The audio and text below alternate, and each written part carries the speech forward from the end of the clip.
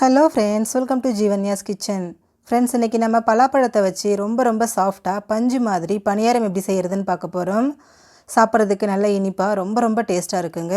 ரொம்பவே சாஃப்டாக இருக்கும். இது எப்படி செய்கிறதுங்கிறத பார்க்குறதுக்கு முன்னாடி நம்ம சேனல் ஜீவன்யாஸ் கிச்சனை மறக்காமல் சப்ஸ்கிரைப் பண்ணி பக்கத்தில் இருக்க பெல் சிம்பிளையும் கிளிக் பண்ணிக்கோங்க.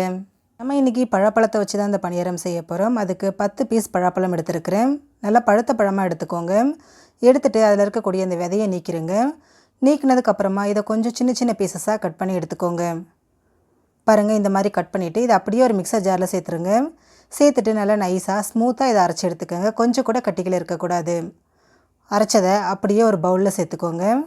இது கூடவே அரைக்கப்பளவுக்கு ரவை, அரைக்கப்பளவுக்கு மைதா இல்லை கோதுமை மாவு சேர்த்துக்கோங்க. நான் இன்றைக்கி மைதா சேர்த்துக்கிறேன். கூடவே 1/4 கப் அளவுக்கு நாட்டு சர்க்கரை, 1/4 டீஸ்பூன் ஏலக்காய் பவுடர், ஒரு பிஞ்ச் அளவுக்கு உப்பு சேர்த்துக்கோங்க. சேர்த்துட்டு இது எல்லாத்தையும் நல்லா ஒன்று சேர்த்து கலந்து விட்டுருங்க. எடுத்த உடனே தண்ணி சேர்த்துடக்கூடாது. ஃபஸ்ட் இது எல்லாத்தையும் நல்லா ஒன்று சேர்த்து இந்த மாதிரி கலந்து விடுங்க. பாருங்கள், நல்லா மிக்ஸ் பண்ணியாச்சு. இப்போ இதில் ஒரு 1/4 கப் அளவுக்கு மட்டும் தண்ணி சேர்த்துக்கிறேன். சேர்த்துட்டு திரும்பவும் இதை நல்லா கரைச்சிக்கோங்க. தண்ணி ரொம்ப அதிகமாக சேர்த்துடக்கூடாது. இட்லிக்கு மாவு கரைப்போம் இல்லைங்களா, அந்த மாதிரி திக்காகவே கரைச்சி எடுத்துக்கோங்க. பாருங்கள், இந்தளவுக்கு மாவு திக்காக இருக்க மாதிரி கரைச்சி எடுத்துக்கோங்க. நம்ம இதில் ரவை எல்லாம் சேர்த்துருக்குறோம். அதனால் ஒரு 15 நிமிஷத்துக்கு இதை அப்படியே வச்சுடுங்க. நல்லா ஊறி வரட்டும். 15 நிமிஷம் போல் ஆயிருக்கு. பாருங்கள், மாவு ஊறிட்டு முன்னை விட இப்போ கொஞ்சம் திக்காகவே இருக்குது. இந்த திக்னஸ் நமக்கு கரெக்டாக இருக்கும்.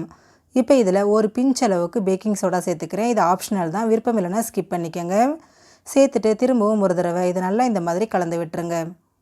மாவு இப்போ ரெடி ஆகிடுச்சு. இப்போ பணியாரம் செய்கிறதுக்கு ஸ்டவ்வில் கல் வச்சுட்டு அதில் நெய் சேர்த்துக்கிறேன். நெய் விருப்பம் இல்லாதவங்க எண்ணெய் சேர்த்துக்கோங்க. சேர்த்துட்டு இதில் மாவு சேர்த்துருங்க. ஸ்டவ்வை வந்துட்டு மீடியம் லோ ஃப்ளேமில் வச்சுக்கோங்க. அப்போ தான் உள்ளேயும் நல்லா வெந்து வரும், இல்லைனா மாவாக இருந்துடும். மீடியம் லோ ஃப்ளேமில் வச்சுட்டு பாதி அளவுக்கு வேக விடுங்க.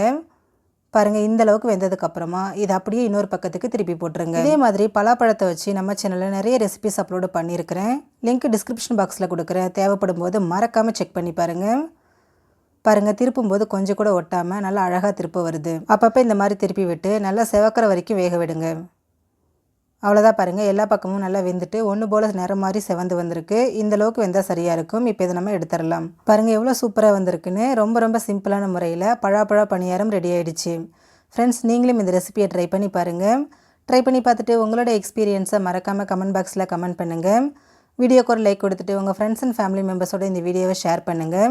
நம்ம சேனல் ஜீவன்யாஸ் கிச்சனை சப்ஸ்கிரைப் பண்ணி பக்கத்தில் இருக்க பெல் சிம்பிளையும் கிளிக் பண்ணிக்கோங்க. அப்போ தான் நான் போடுற வீடியோஸோட நோட்டிஃபிகேஷன்ஸ் உடனுக்குடனே உங்களுக்கு வரும். தேங்க்யூ.